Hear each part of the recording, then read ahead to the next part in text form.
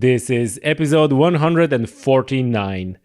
If you're a deer hunter in Ireland, or maybe not even necessarily deer hunter full stop, you know that there are many things in motion at the moment that will likely result in changes.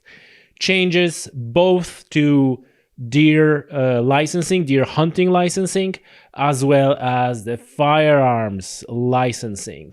So first of those things is are the public consultations on deer management in Ireland.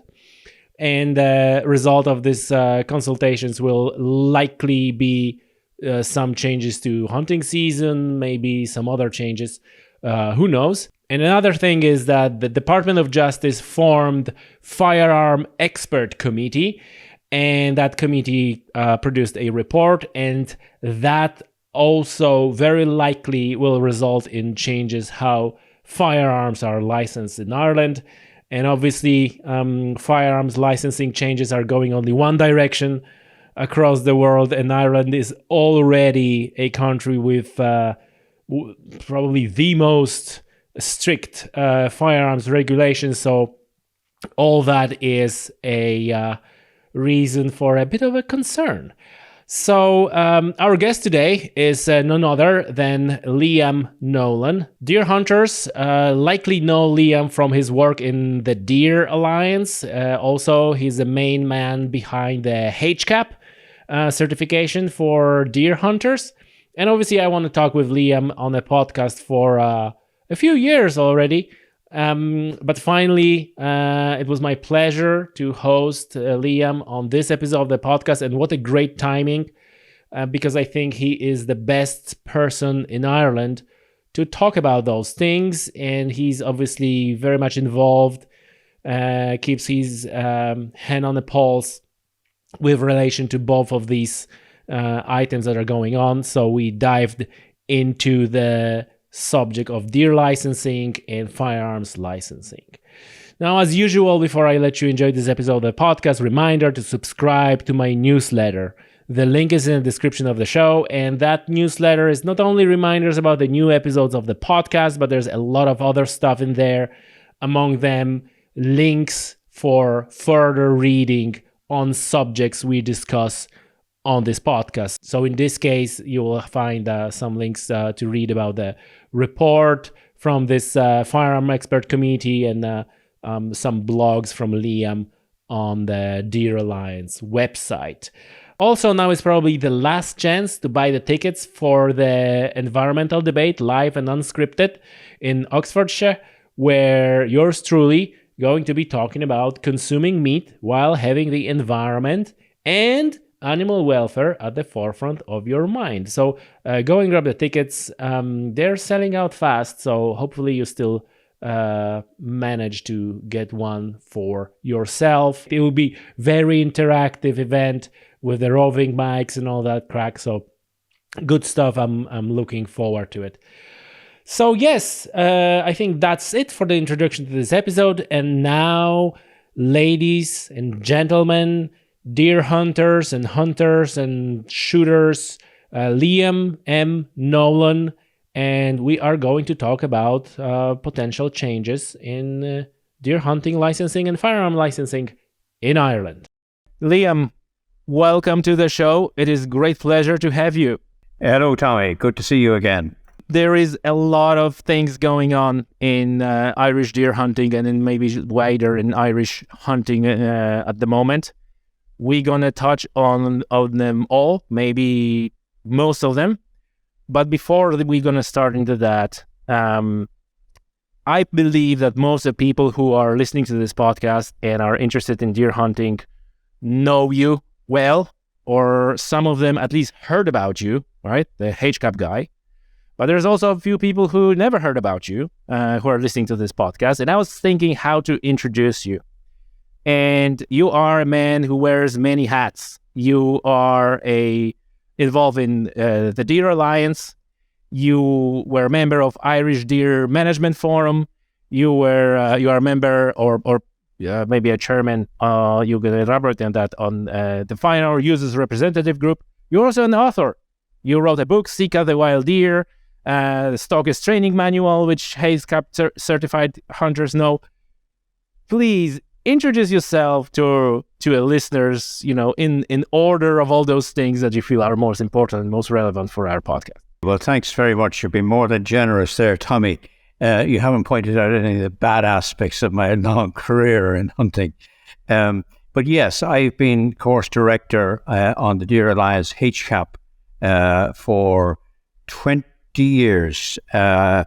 I was involved in the setting up of it with Quilcha and the NPWS and a committee of up to 12 or 13 interested stakeholders, and that was in 2003. And following a 2-year program of development, it was formally launched in 2005. And since that date, approximately 3,700 licensed hunters have participated in HACCP, which I'm quite proud of, to be honest with you. And hopefully that'll continue well into the future. Yes, I have been involved with deer in particular and game shooting in general for close on 45 years, I suppose. And I'm a former chairman and president of the Irish Deer Society. But I've been involved at different levels as well with the Working Spaniel Club of Ireland and, as you mentioned there, the Irish Deer Management Forum, to which I was appointed in 2015, which theoretically is still in being, although it's been overtaken by the new Deer Management Strategy Group, which is charged with continuing the work of the forum, but on a narrower working base. They're the important points. I try to combine all of that with my working life as a practicing barrister, so which I find quite useful in terms of, particularly at the moment, the review of firearms legislation that's in progress. You mentioned FIRG, which is the Firearms Users Representative Group. How that came about was that when Minister James Brown announced that he was conducting a review, I contacted the relevant stakeholders, in particular the NARGC, and suggested that unity on the different issues might be the best way forward, given that this proposed review was going to happen without direct consultation with stakeholders. And happily, the NARGC and basically all the other relevant organisations, including the Firearm Dealers Association, the different deer organisations, the rifle shooters, and so on, all came on board. Now that's a work in progress. We've been involved in trying to organise a meeting with Minister Brown for the last 4 weeks, and indeed right through the life of the Firearms Expert Committee through to the end of March. And unfortunately, the Minister has, to this date, refused to meet with stakeholders directly. So that is all I would say on that point is watch this space. Right. So you already gave a heads up on what is that we're going to talk about. So first of all, let's talk about deer management in Ireland. And like you mentioned, there was, I think at this point, the Irish Deer Management Forum, and then Department of Agriculture, Food and the Marine launched a public consultation on the deer management in Ireland. And my understanding was that, again, the members of Irish Deer Management Forum were either not involved or involved in not sufficient numbers, and there are understandable concerns over this new initiative by Irish government. Could you please lay it out to us how that situation looked like, how it came to be, and where we are right now? Okay. In fact, I'll go back a stage beyond the formation of the Irish Deer Management Forum and say that in 2011, the different deer organisations, the Irish Deer Society, the Wild Deer Association, predominantly the Wicklow Deer Group, at that stage the Irish Deer Commission, which is now an established force, was not hadn't yet been formed. But in 2011, the different deer organisations recognised that there was a potential for problems with deer, with an apparently increasing both population and range of wild deer across the country. And we had a conference in 2011 and we put forward proposals to deal with this. Now, that fell on stony ground, unfortunately. Although the different government departments were present at that conference, they didn't pick up the gauntlet that we put down on the ground until 4 or 5 years later, when there was a public consultation which did elicit 60 or 70 different responses from different stakeholder groups. And that led to a document known as Framework for Action, a comprehensive document published in the name of the Irish Deer Management Forum.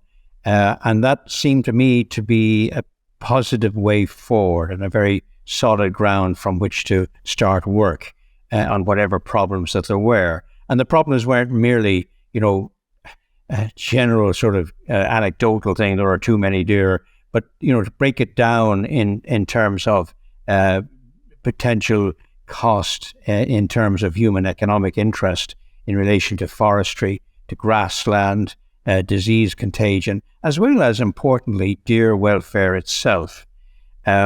Sadly, the forum was sidetracked and ended up almost as a single item agenda, that of bovine tuberculosis and the interplay between wild deer and cattle in particular.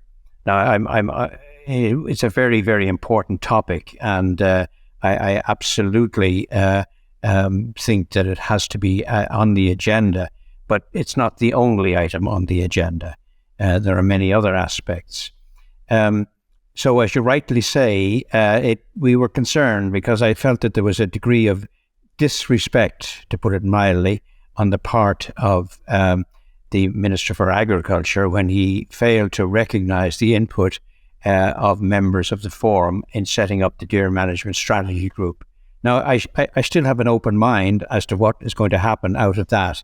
But unfortunately, although they've been in being for upwards of 9 months now, and they did undertake an online survey of stakeholder concerns and interests, a lot of us were not happy with the way that online consultation was handled. That it appeared to be very definitely constructed to lead people towards certain conclusions rather than being open-ended.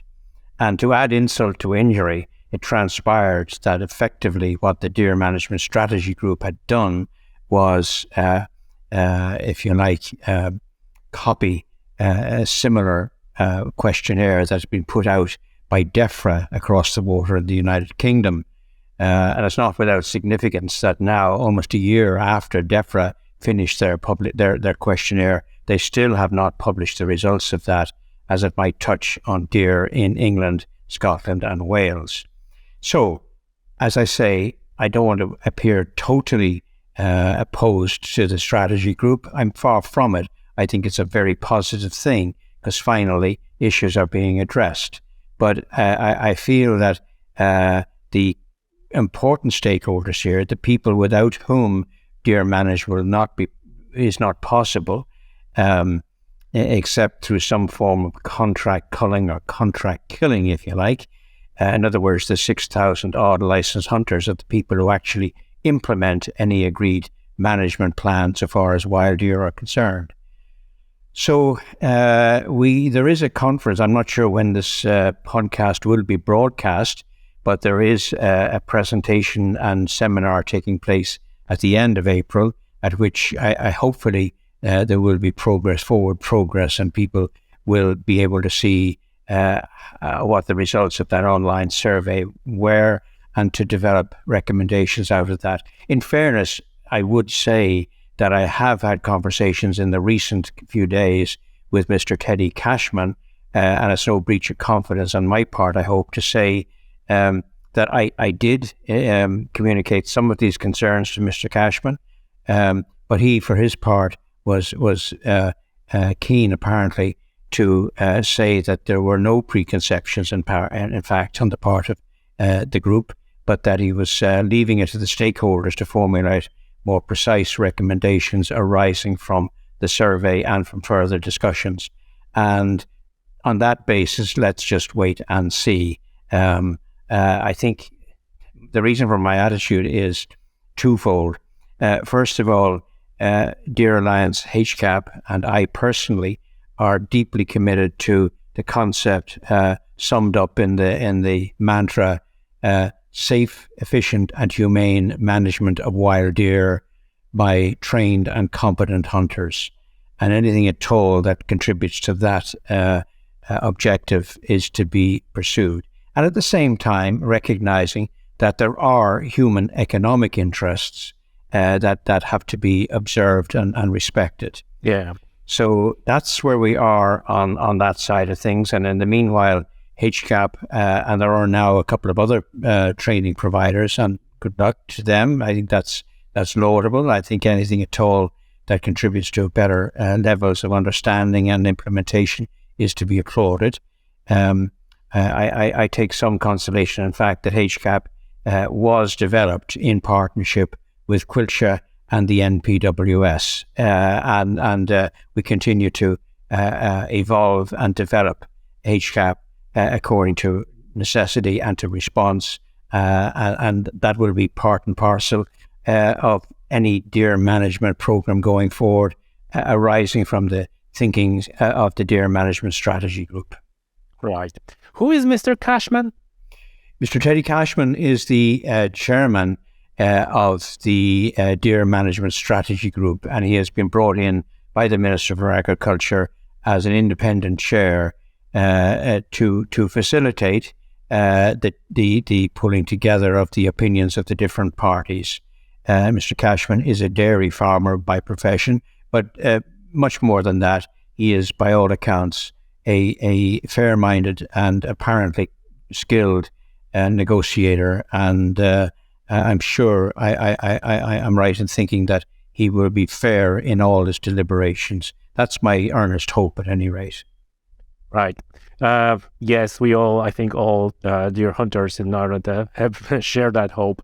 So tell us, what are the main concerns, like in the simple language? The main concern is that the recommendation will be to wipe, for want of a better word, deer, right? Because we, or to put it more mildly, that the interest of recreational hunters will not be taken into account. Is that the main concern with that group?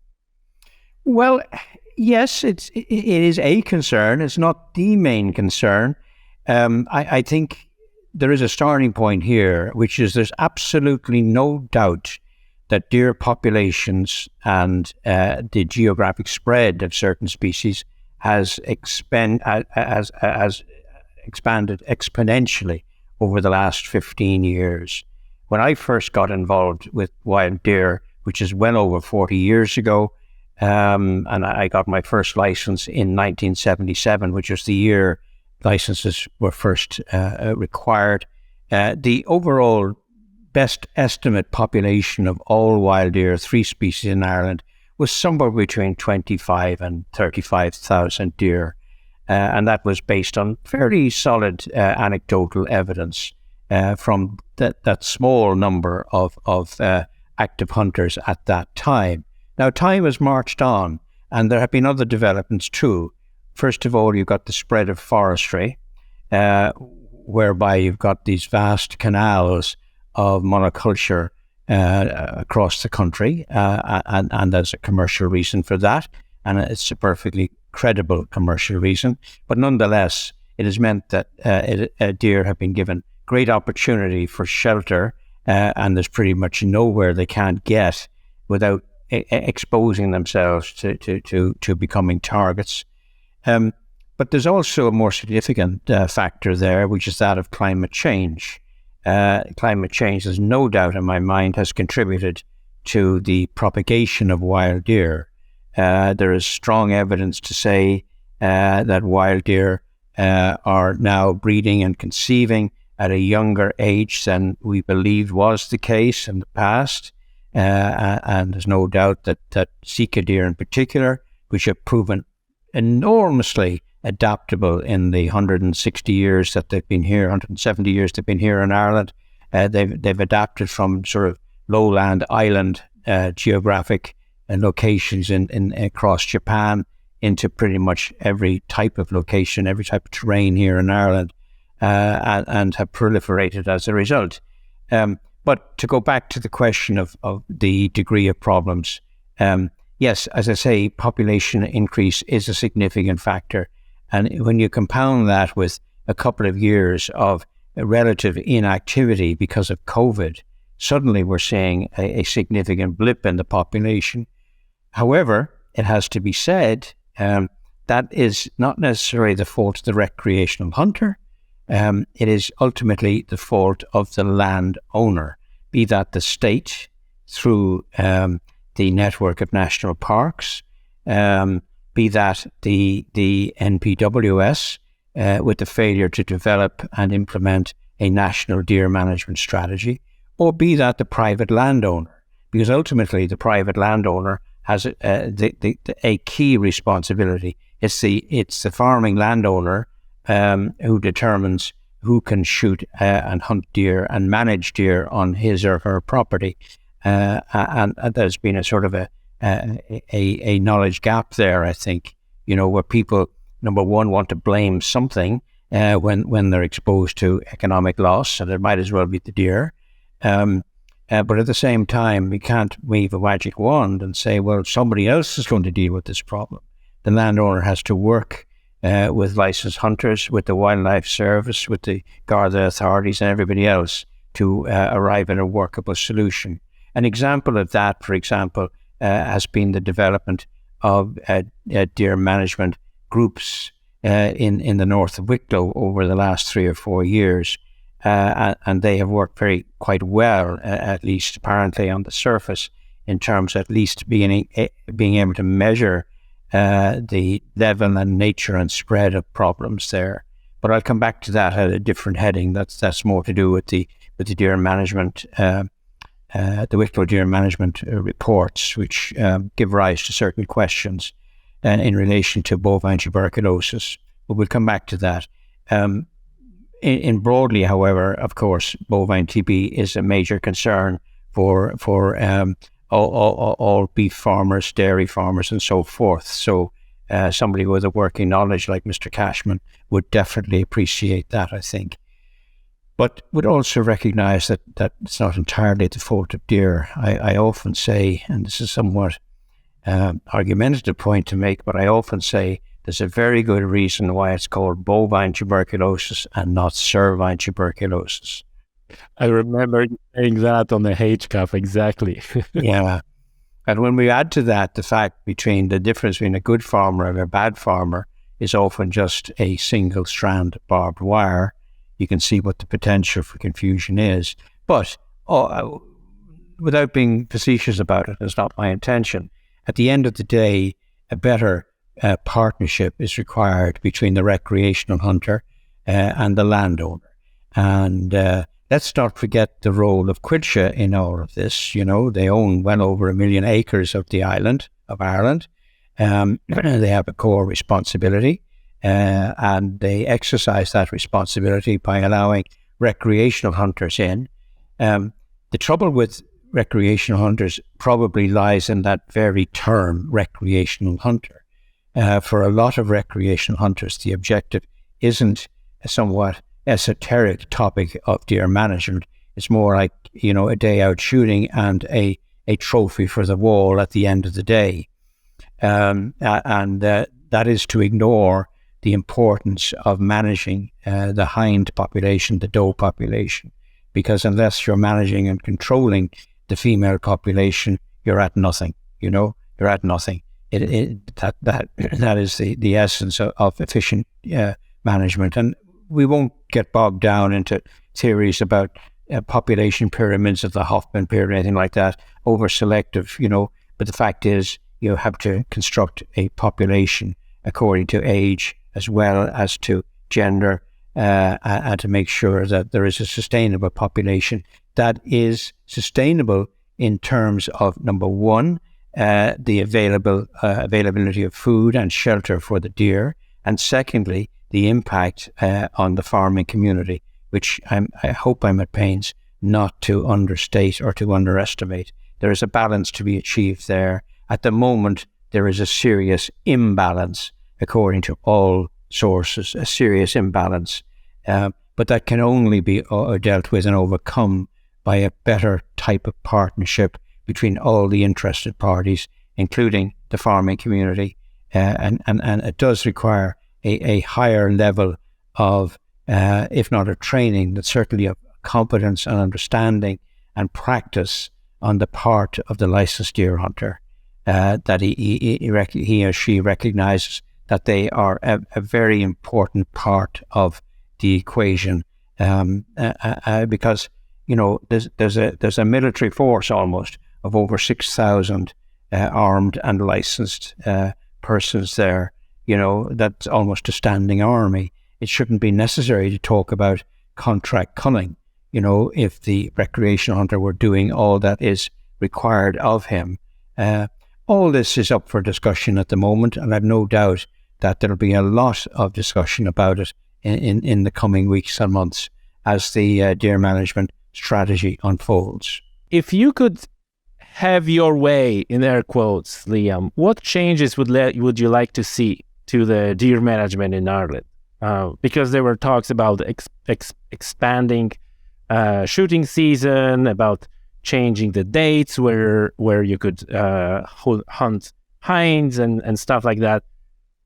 What would be your recommendation? Well, I tend to be quite conservative when I look at seasons and so forth, because of my involvement goes back, almost to the time of the development of the Wildlife Act in 1976. It was in that very year that I first, well, indeed, in 74, that I first got interested in wild deer as an extension of my ordinary shooting activities.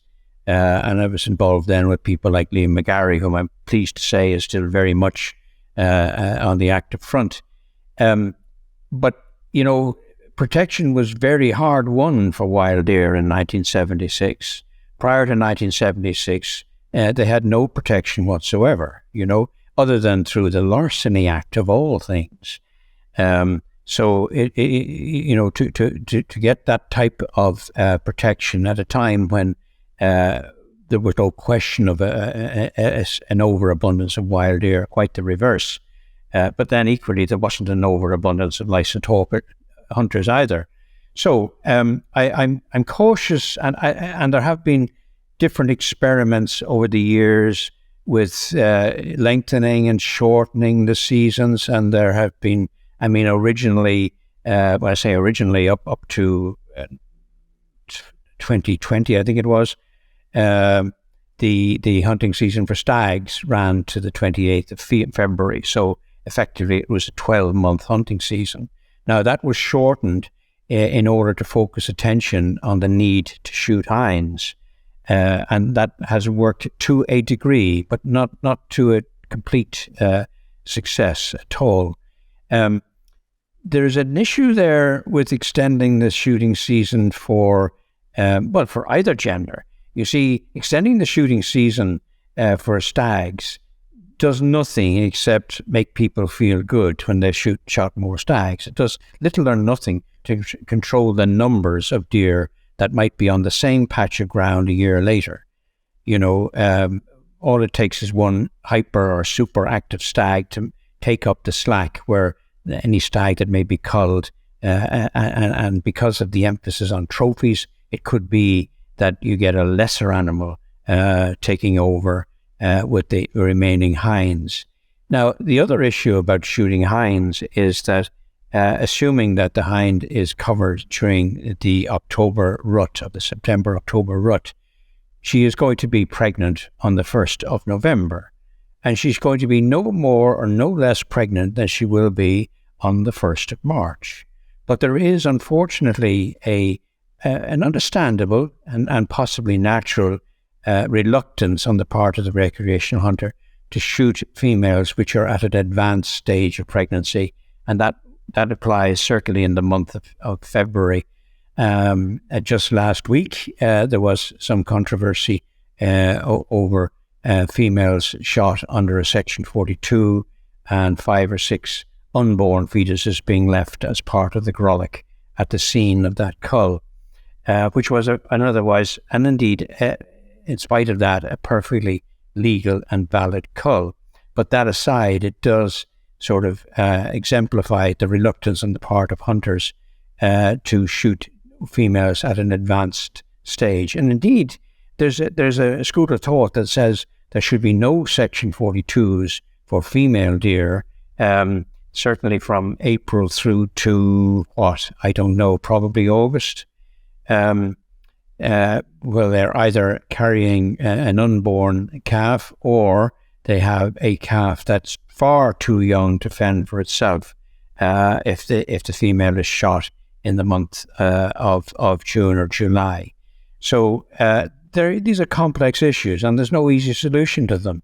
And for these reasons, I approach changes to the season with some caution. It's like moving the deck chairs in some respects. It doesn't necessarily mean you're going to get safely to shore, once the ship has foundered on the rocks. In this case, the rocks of incompetent or non-existent sustainable management over a period of years, rather than as a knee-jerk reaction to an immediate problem. Just to finish off that section of our conversation, you mentioned a few times that the focus of recreational hunters is on trophy on the wall. Is that the case? Is it not the focus more on the meat for the freezer? I always like to think about this is the motivating factor. What's your? But obviously you have a wider view of the situation. Yeah, you're right. I mean, it's not purely the trophy on the wall. Obviously, meat for the freezer is a perfectly acceptable byproduct of hunting. That's really, after all, the rationale for shooting game of any kind. That you're harvesting a surplus for human need, and that is to fill the freezer. Venison is, of course, not just nutritious and tasty. It's also hormone free, no additives. It's really a beautiful meat. So certainly that is a credible and valid reason for hunting. The same applies to pheasant shooting and so on. But the other dimension of that is the commercial poacher, who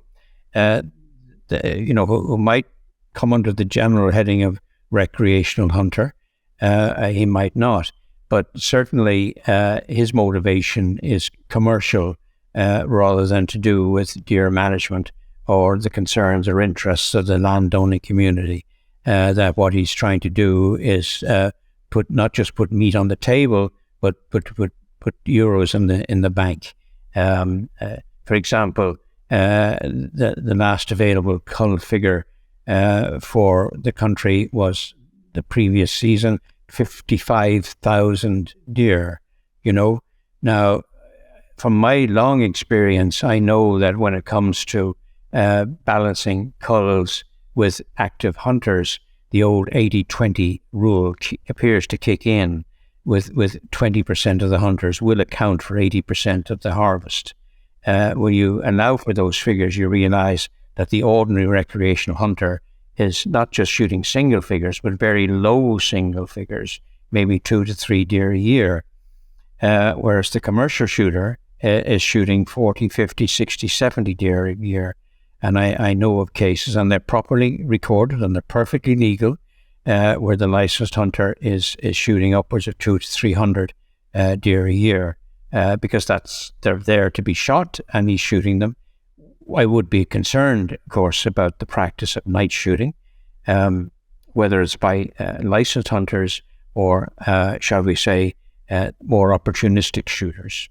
The issue I have with night shooting, and that includes the use of lamps and thermal imagery, is very simple, that it's non-selective. By the time most hunters shooting at night with a lamp will be shooting at the eyes of the deer and effectively taking a headshot, and the potential for cruel damage rather than a clean kill is measurable. And secondly, from a different point of view altogether, I think that every shot taken at night is a potential offence under firearms legislation, coming under the heading of reckless discharge of a firearm, for the simple reason that it's almost impossible to determine whether or not there is an adequate backstop for the rifle shot. Yeah. So these are factors that must be contained. Maybe I'm overthinking it. I don't know. But I've seen too many deer with their lower jaws shot off or badly shot somewhere else in the body and left to die a slow and lingering death. And I've heard too many reports of damage to property because of reckless shooting, to take anything for granted. Yeah, I heard those as well. There's no doubt this is going on. Final question on this subject, Liam. Where we are with deer census in Ireland, I think this is like a personal bugbear of mine, that we don't have like a reliable census of deer. We don't really know how many deer we have in Ireland. Is that still the case? Were there any movement in that regard? Well, of course, there is a serious attempt underwritten to the tune of €250,000 by the government with the development of the Smart Deer project out of University College Dublin, which is laudable in principle. How practical it is at the end of the day remains to be seen. It's an information resource insofar as information has been pooled from every possible source, both experienced and inexperienced, to arrive at a snapshot which purports to show the density and spread of deer across the country. What the results of the Smart Deer project have done is confirm what I said at the beginning of this interview, that there's no doubt whatsoever that deer have expanded exponentially over the last 20 years for the reasons that I think we've identified. That doesn't solve the problem of what to do. And, what it does is adds another red dot to the map of Ireland as to, yes, there were deer seen here that they were not seen in that location 20 years ago. And I think it's a source of information that will be taken into consideration. I'm not so sure how practical it is. You see, all deer management are a bit like politics. There's an old slogan that all politics is local. Well, all deer management is local as well, Hopefully it comes together at the end of the day to form a national picture and a national standard of performance in terms of sustainable management. But to suddenly impose a blanket policy that says this shall be the policy for managing wild deer, well, by definition, it has to be so broad as to be capable of interpretation in half a dozen different ways. At the end of the day, at the very end of the day, it boils down to the individual with the rifle who knows what he's doing or she's doing and is able to do it. And that requires the cooperation of the landowner. And I include Coillte as landowners for the obvious reason. The difference is that the recreation hunter who's on a license or lease with Coillte is paying disproportionately. And that can sway his approach to management of deer on that forest block. I'm proud to say that I've had a license on the same block of forestry for now entering year 36. And we don't have a problem with deer in that particular block of forestry, except where we benefit from an influx of deer from surrounding areas where deer management is not as actively pursued as it is on the block of 2,000 acres in question. But it isn't, unfortunately, open to everybody to enjoy that benefit, because the practice at the moment is for licenses to be offered on an open bid, an open tender basis on 5-year licenses. And that means sometimes that the deepest pockets win out over and above the local, very, very committed hunter who is perhaps in a better position to implement sustainable management and knows what he's doing. I'm not saying that the man with deep pockets doesn't know what he's doing. He possibly does. But he's at an advantage in terms of the local bid system. Now, To what extent that situation is going to change with the advent of the HAMS program, the Hunting Area Management System that was implemented for the first time last season by Quilcha, after a couple of false starts. And certainly from Quilcha's point of view, it has taken some of the pain out of administering the licensing system. To what extent it's going to contribute to better management remains to be seen, but we'll give it a fair try. HAMS, as you know, requires reserving hunting 48 hours in advance. Well, that was always the case anyway, but it also requires the hunter to check in and to check out and to report what he or she has shot and even seen on the forest on the day in question. So hopefully, if accurate harvests are recorded, a picture will build up, a not more accurate picture than hitherto. And I say more accurate picture for the simple reason that I think we have to have some degree of skepticism about that figure of 55,000 deer that I mentioned earlier on. In my experience, people who shoot too many seldom admit to shooting too many, and people who don't shoot enough seldom admit to not shooting. So I think people will, as I say they shot more deer than they actually did, or maybe even if they say they shot one or two because they don't want to lose their license from Quilcha or be seen as being inactive or unsuccessful. Equally, the man who shoots 100 deer is possibly not going to say that openly and publicly, even on a disclosure to the NPWS with his license renewal. So again, maybe the under declarations balance with the over declarations, I don't know, but I think we're entitled to a little modicum of skepticism on the returns. A little touch of skepticism is always a good idea. Always a good idea. In life. Liam, let's switch gear now and let's talk about Firearms Expert Committee. And so what is going on there? I guess every firearm owner, when the government does something with the firearm legislations, everybody goes like, oh my God, what are they going to do now? And people who aware of how Irish government not implemented but interpreted the recent EU regulation, the famous locked receptacle that nobody seemed to know what that means. So what is going on with Firearms Expert Committee? What is the role of, or maybe what is the Firearms Users Representative Group, and how that situation look like? First of all, in the interest of full disclosure, let me say that I and 33 others all sought a position on that FEC when it was announced by Minister James Brown in June of last year.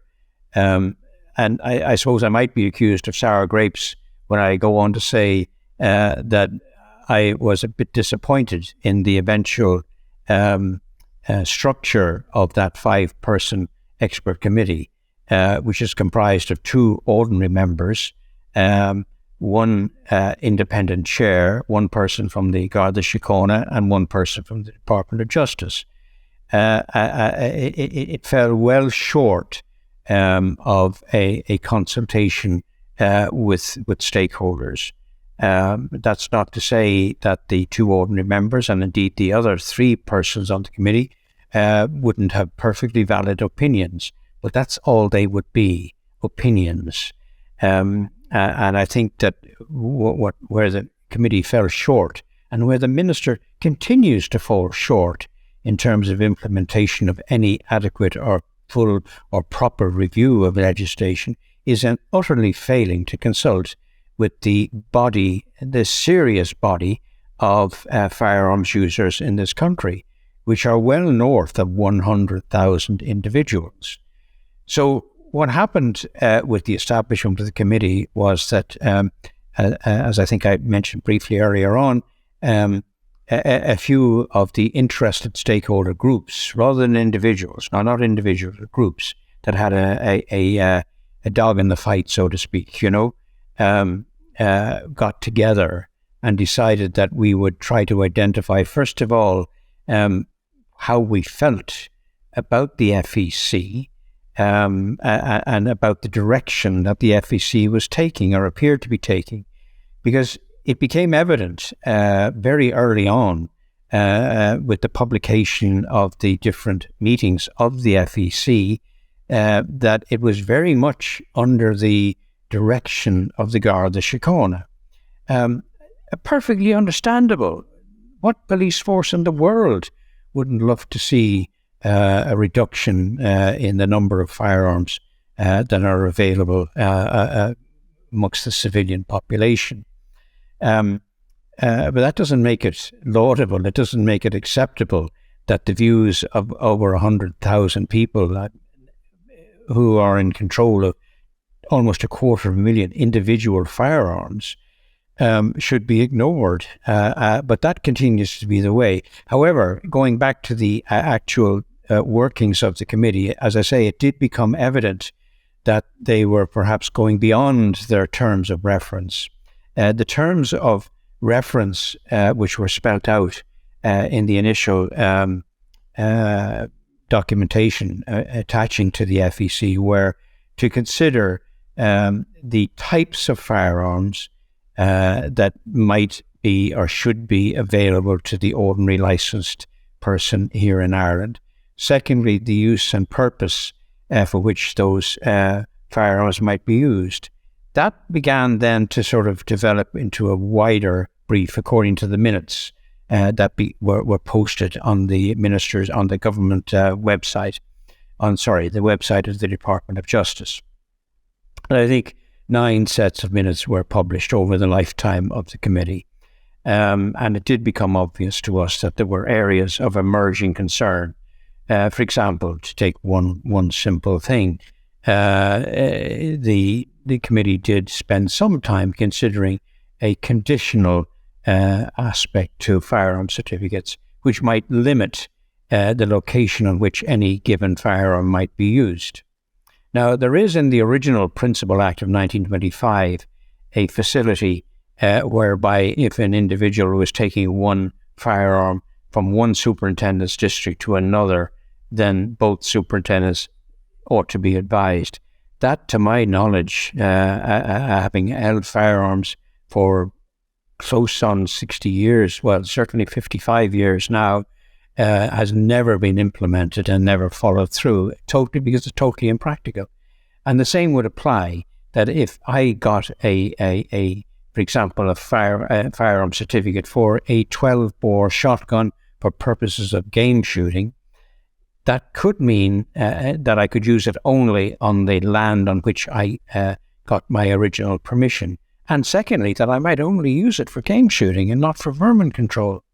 The same might apply to a rifle for which I got for purposes of vermin control, be it a 2.2 Hornet or a 2.23 or whatever, for fox control, or even a 22-250 for fox control as opposed to deer hunting. Then it might only be used for that purpose. Now, I won't go into the issue of the adequacy of a 22-250 for deer shooting, but if, for example, I had a 243 or a 270 or a 308 for purposes of deer hunting, could I use it for anything else? And could I use it anywhere other than the land on which I cited my permission for the purposes of getting that firearm certificate and getting that deer hunting license? So these were warning signs, and they're still there. They're still evident, because as the reports, the 2-part report of the FEC was published, which was done on the 31st of March of this year, at very short notice, in the sense that we had up to that date been pushing the minister for a report. And I think he possibly saw the publication of the reports as a reason for not meeting with us, because he had previously said he would await the publication of the reports. Now he's talking about having an online survey to consider the reports before meeting with us. But That's another bone of contention. But once you go through the 84 pages of the two-part report, you can see disturbing and worrying signs where it's entirely possible that the original remit of the FEC has been expanded in the same unhealthy way that deer populations have expanded, to take in a range of topics and a range of options that were perhaps not originally contemplated, and certainly would have a significant impact on the ordinary firearms user. Okay? Now, there are aspects of the report which were capable of anticipation, such as the ban on semi-automatic rifles that was flagged as long ago as 2015. But there is, as you probably are aware, a bill going through the House of the Oireachtas at the moment, the Criminal Justice Miscellaneous Provisions Bill of 2022, as it's now described. It was originally a 2015 bill. It's taken almost 8 years to work its way through. Of course, it's not all to do with firearms. It deals with multiple aspects of criminal justice. But that contains a provision there which impacts on the use of the semi-automatic rifle. Now, let me say right away, it's no secret that I see absolutely no place for a semi-automatic rifle in deer management or deer control. But I do see a legitimate use for it with a different group of individuals who are interested in that type of target shooting, and not necessarily competitive target shooting, but just target shooting. That's perfectly valid. And there is a type of grandfather clause there, which will be as impactful as the 2009 provisions affecting short firearms, insofar as the universe of users of the semi-automatic rifle will be curtailed. How that is intended to work is that any certificates issued for semi-automatic rifles after September 2015 will be revoked once that bill becomes an act and is passed into law. The numbers are not significant. Sorry, they're significant so far as the users are concerned. They're not significant in the context of, 220,000 individual firearms. They're a tiny, almost immeasurable percentage. Nonetheless, that doesn't mean that their rights and entitlements shouldn't be recognized. It means effectively that only those firearms of that category which were licensed before September 2015 will be capable of being renewed going further until either the users die off or dispose of the firearms in question. So that is significant, and if it can happen with one category of firearm, and indeed the second category of firearm for which this difficult legal procedure has been adopted, the same did apply with categories of short firearms, other than the finite list that's contained in the Garda Commissioner's guidelines of 2018 for competitive target shooting with the 2.2 pistol or handgun. So it could just as easily apply to any other form of firearm. So for that reason alone, FIRG has tried to draw up a list of firearms for which there should be no question but that there's a legitimate need and need to have continued to be licensed. And that ranges from the 0.17 right up to even the 338. It's certainly beyond the 308 for arguments to have them as non-restricted firearms, and to have a greater understanding on the part of issuing authorities as to what constitutes a restricted and a non-restricted firearm.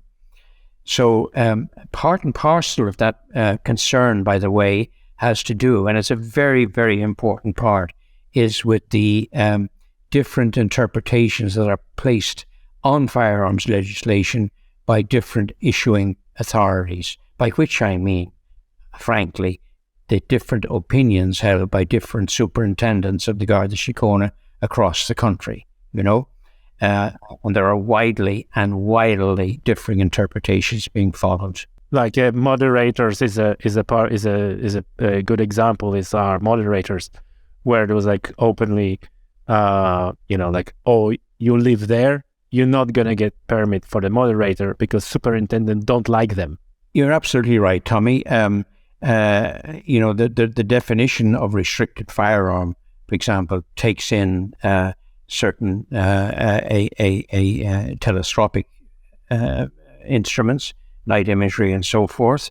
It appears to be biased very much in favor of why a sound moderator should be considered a restricted firearm or even a firearm is beyond me.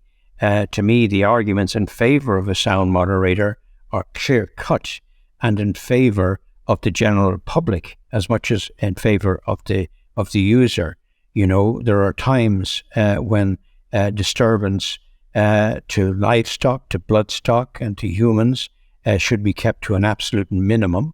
The culling, the regular culling of deer in the Phoenix Park is a perfect example where if sound moderators were not used for the annual cull of deer in the Phoenix Park, which is undertaken by experts in that field, would not be possible without the use of sound moderators.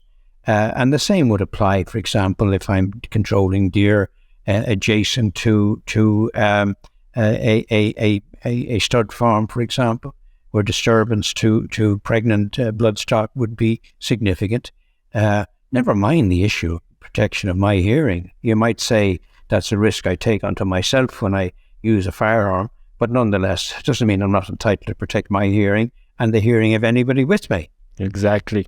So I think the argument in favor of a sound moderator should not be left open to differing opinion on the part of an issuing authority. I agree.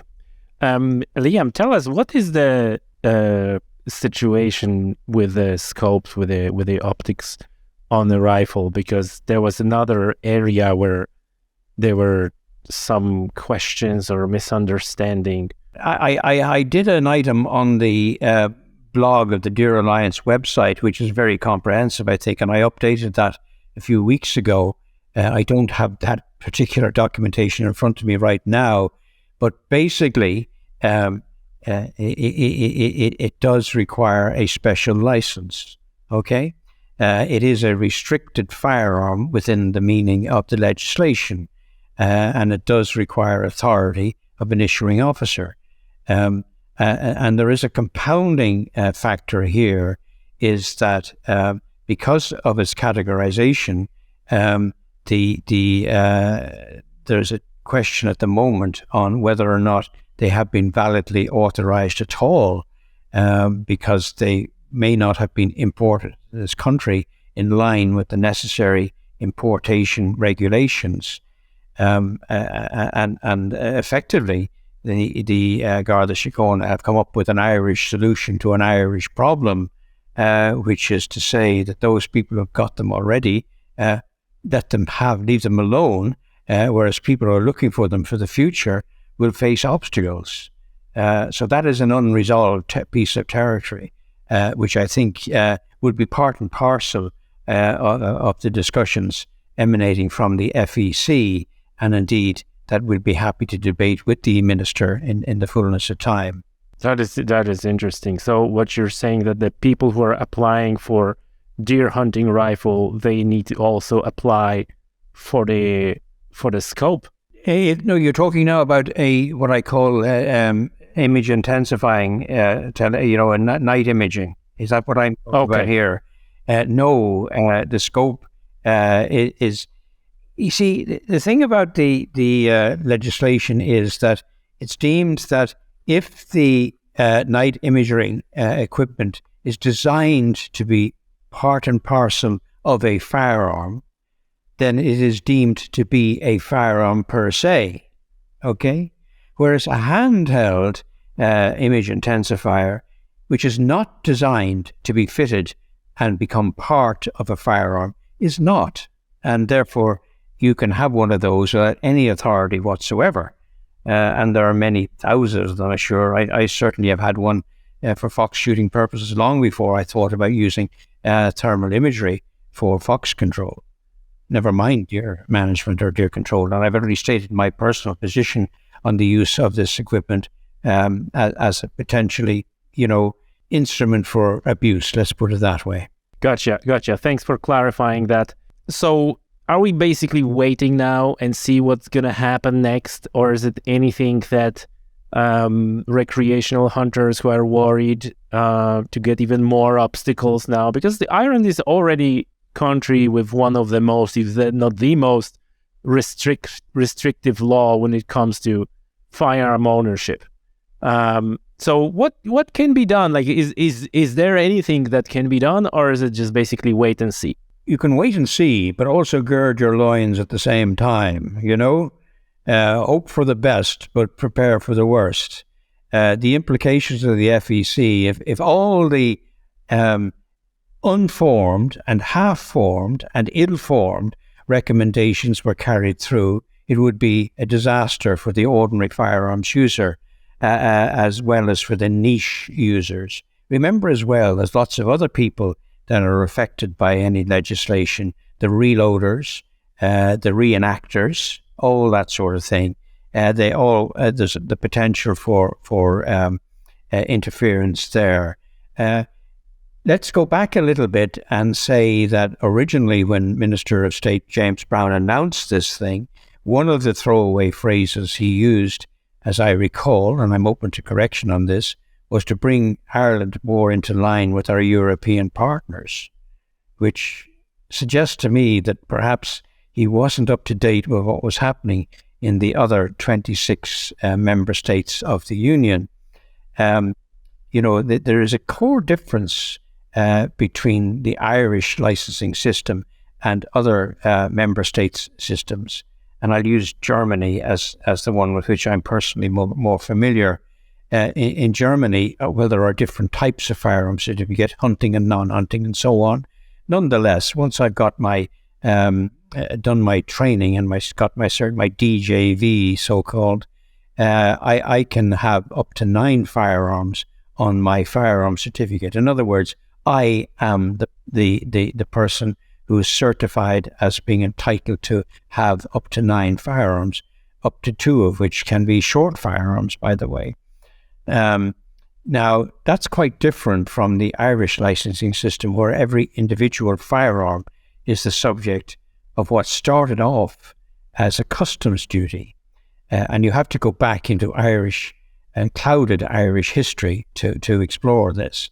In 1847, as you know, we had the Great Irish Famine, and we had more firearms imported in this country in that 1 year than we had in the previous 10 years, because you had the landowning element, anxious to protect their crops of wheat and grain and so forth.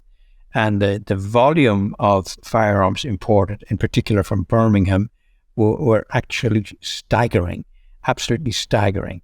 You're talking tens of thousands of firearms, where only some hundreds have been brought in before. So a customs duty was applied in order to get some control over the number and availability of firearms.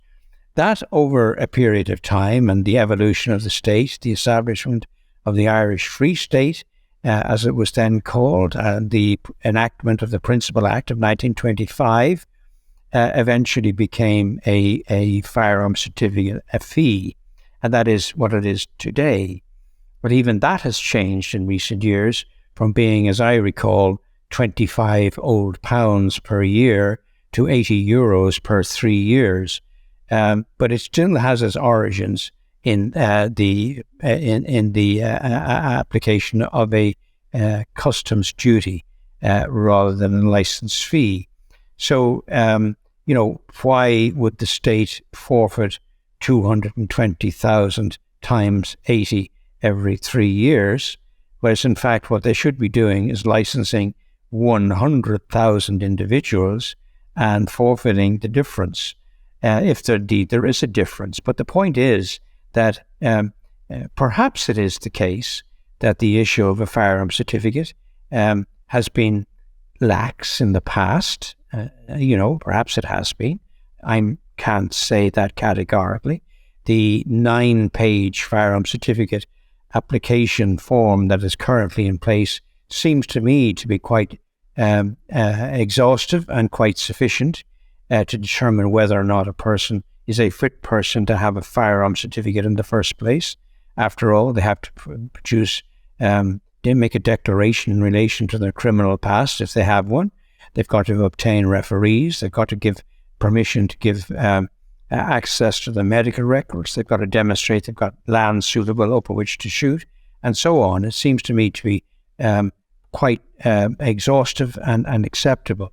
If it is acceptable to demonstrate my acceptability as an individual, why would I need multiple firearm certificates for multiple firearms? I'm no more or less dangerous with one firearm than I am with 3, 4, 5, or so on. Now, I qualify that by saying that I, for one, recognise the sheer good sense of the Commissioner's guidelines in relation to home security. I see nothing wrong with that. I think they are the minimum that one should have. I think that the idea of resistance to a simple gun safe, even from the point of view of, never mind, opportunistic burglars, but also, one's children, or in my case, grandchildren in the house, would suggest that I need to have the very minimum security. And that should rightfully increase as I go up the scale in terms of the numbers and type of firearm, be it shotguns or rifles or short firearms, or be it restricted or non-restricted firearms. I think there's a very strong case, which the Commissioner makes in his guidelines, for adequacy of security in the home. And that's to be lauded. Now, before we get carried away, there is a suggestion, it seems to me, in the Firearms Expert Committee reports, that the domestic requirements should be the same as for firearms dealers once you go up as to beyond a certain scale of numbers and types of firearms. Now, I think people need to consider that very, very carefully, because clearly the requirements for a full firearms dealer's license are, deep and profound and wide and expensive and almost impossible for the ordinary domestic user to have. But there is a suggestion that as you go up the scale of ownership, that the requirements for security would also go up the scale.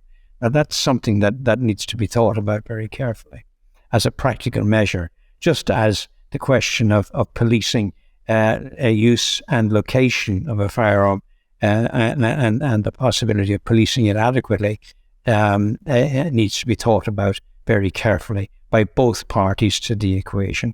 Absolutely. And folks, we're going to put a link to the Deer Alliance blog in the show notes, so you can go into the description of the show, clicking there and read through the blogs, Liam, that you put out in there. They are indeed very comprehensive, and they covering most of the topics that we talked about and more. Is there anything else that you feel like you would like to share with us and with the hunting community that I didn't ask you about? Well, we've been talking for an hour now, and I would have hoped we've covered everything, but I'm not sure we have. But I think we've covered enough for a first podcast, Tommy. That is absolutely fantastic, and I understand that you are up for recording another one in some future, which is something I may take you up on. If I could interrupt you, Tommy, I think it would be appropriate to bring an update both on firearms legislation and on deer management and deer control once we've got over these hiccups that we have at the moment. Hiccups certainly in the part of the firearms legislation and the developing approach to deer management as represented by the Deer Management Strategy Group. We're recording this in the middle of April. By the end of April, certainly there should be significant updates under both headings. Now, you asked me earlier on what might be done.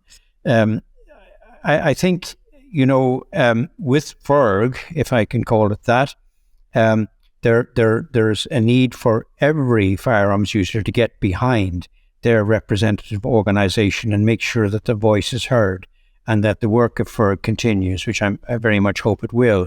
I have found that working with the bodies such as the NARGC and the different deer organizations, and to include, for example, the commercial interests, the tourist interests, has proven very, very productive and very strengthening across the board. And that must be continued, I hope, or will be continued, I hope. And the same applies on the deer management side. These things can never be left to somebody else to do, you know? It's all very well saying, well, sure, look, let's wait and see. You know, that's fine so far as it goes, but you must have a plan B. You must know what the likely consequences of change will be. Change isn't necessarily bad. Change can be good, but you have to recognize what the consequences, and in particular, the unintended or unforeseen consequences might be of change, and to prepare for that and to build on it as necessary or appropriate. So, Tommy, on that note, I'd like to thank you very much for giving me this platform. I hope I haven't abused it. Let me hasten to say that the views expressed here are entirely my own. Okay? So thank you very much. Of course, Liam, thank you so much. It's been a pleasure.